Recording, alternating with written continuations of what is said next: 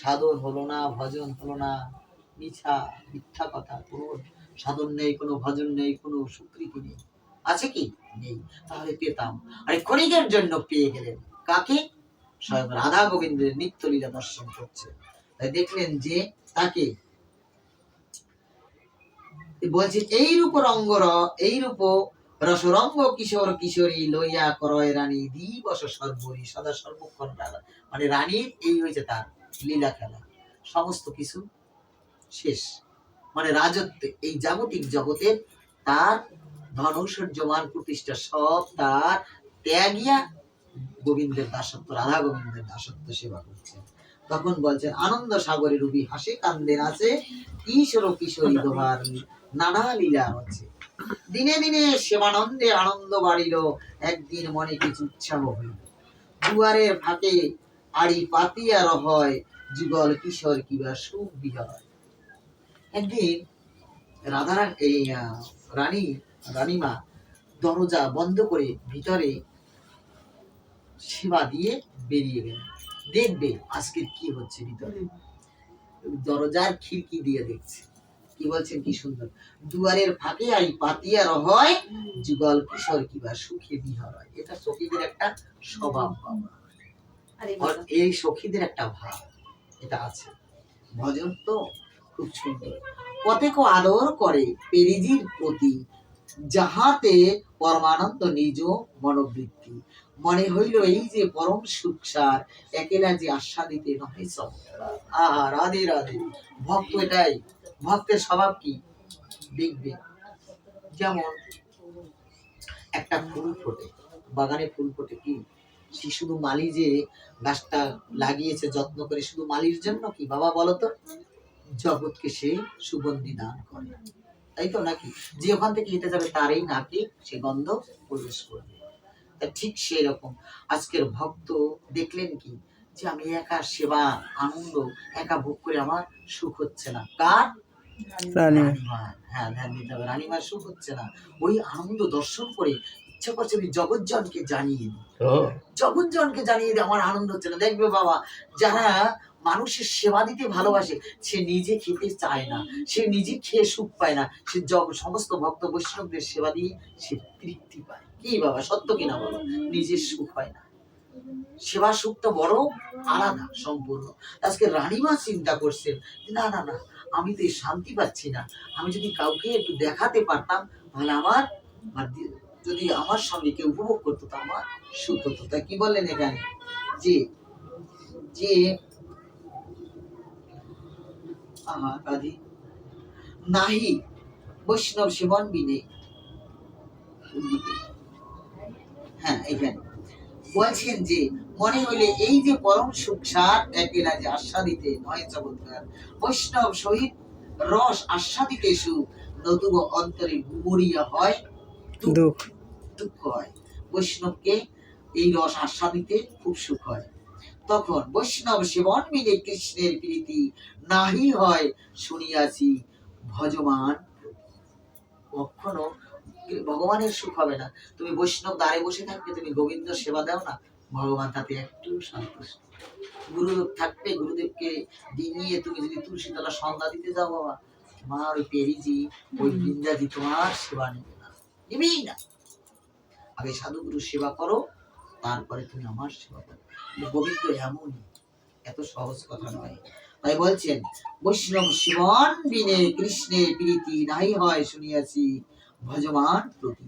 ইহা ভাবি আরম্ভিল বৈষ্ণব সেবন, জুতে জুতে আসিতে লাগিল সাধুগণ। রাধে রাধে। রানীমার মনে সুখ হলো কি, না না না, আমার গোবিন্দের তো সুখ হচ্ছে না, অতএব আমি সাধু সেবা করি। সাধু সেবা দিলে আমার গোবিন্দের সুখ হবে। অনুভব হয়েছে, চৈতন্য জাগলে যাওয়া। রানীমার অনুভব হয়েছে, না না আমি একা তো সুখ পাচ্ছি না, তাহলে সাধু গুরু আসো। সাধু আসলে সাধু সমাগমে আমার এটা আমার গোবিন্দের এই নিত্য লীলা তারা আস্বাদন করবে। তাই বলছেন আমি কিসে সুখ হবে? এটা তো কেউ বলে দিচ্ছে না বাবা, দিচ্ছে কি? এটা নিজের উক্তিতে হচ্ছে, আমি সাধু সেবা দেব। তাই কি করলেন, যে এবার ইহা ভাবি আরম্ভিল বৈষ্ণব সেবন, জুথে জুথে আসিতেছে বৈষ্ণব সাধুগণ। নানান জাতীয় লাড্ডু পেড়া মিষ্ট অন্ন পাকুয়ান করি নিজ হস্তে, নিজের হাতে সেবা। সেবা যেমন নিজের হাতে যতটা সুখ হয় বাবা, কাউকে দিয়া করাবে সুখ হবে না, হবে না, হবে না। সেবা আনন্দ, যে দাসী সেবা দেয় সে জানে সেবাই কি আনন্দ। হাজার কষ্ট হলে তার কাছে কোনো কষ্ট মনে হয় না। যদি একটু যোগান দেয় সেটা তার ভাগ্য। যদি কোনো যে বলছে আমি তো রাধারানী, কি বলছে আমি তো যোগ্য নয়, আমি গুরু সেবার যোগ্য নয়, আমি বৈষ্ণব ধরতে, দেখবেন বৈষ্ণব দেখলে কেমন ভয় একটা মানে সংকুচিত হয়ে আসে। আমার যদি ক্ষুদ্র অপরাধ হয়ে যায়, অপরাধ, আমি তো বাদ পড়ে যাবো সেবার থেকে। অতএব সাবধান থাকি। আর যদি যে সেবা করে তার স্মরণ নিতে হয়, চরণ রাধে গো, আমি তো সেবার অযোগ্য, তুমি আমাকে যোগ্য করে দিও, তাই তার চরণ ধরে থাকি। এটা হচ্ছে সেবার তাৎপর্য। বুদ্ধিমান থাকতে হবে, কোথায় গেলে আমি শিখবো, আমি না জানি, আমি তো কিছু জানি না, আমি এলাম আর গেলাম। লোচন বলে জীব এলো আর গেল, সেই কারণে মায়ার দড়ি গলায় বাঁধিলাম। আমাদের বাবা আসা যাওয়া, তোমাদের হতে পারে আমার জীবনটা, আমার জীবন তো গেল, না জানি, নাই সাধন, নাই ভজন, কিভাবে সেবা করতে হয়, গুরু সেবা জানি না, বৈষ্ণব সেবা জানি না, গোবিন্দ সেবা জানি না, তাই দাঁড়ে দাঁড়ে দাঁড়ে দাঁড়ে ঘুরে বেড়াই। এই জনম না, জনম জনম যেন সাধু সঙ্গ পাই, সাধু বৈদ্য, সাধু গুরু, সাধু সজ্জনের মতো। এমন এই ভববেদী রোগ একমাত্র সারাতে পারে সাধু বৈদ্য গুরুজন মিলে, আর কেউ রাধে রাধে। সাধু বৈদ্যজন এরাই পারে ভববেদী ওষুধ, একমাত্র তারা দান করতে। তাই বলছেন যে এবার বৈষ্ণব সেবা আরম্ভ করে দিলেন রানীমা। এবার নিজের হাতে সেবা দিচ্ছে। কৃষ্ণে কৃষ্ণে নিবেদয় সাধুগণের খাওয়ায়, ভুক্ত শেষ আর যে শরণামৃত পায়। কি বলছে, কত সুন্দর কথা, ধ্যান দাও। পড়ে লিখিত গেছে মহাজন, কিন্তু বোঝার একটু তাৎপর্য। কৃষ্ণে নিবেদন করে বৈষ্ণব সেবা দিচ্ছে, বৈষ্ণবগণ প্রসাদ পাচ্ছে, রাধা গোবিন্দের প্রসাদ পাচ্ছে ভক্ত বৈষ্ণবগণ, আর তাদের অবশিষ্ট সেই রানীমা জয় সেবা করে। দেখো তার মনোবৃত্তিটা দেখো কত সুন্দর।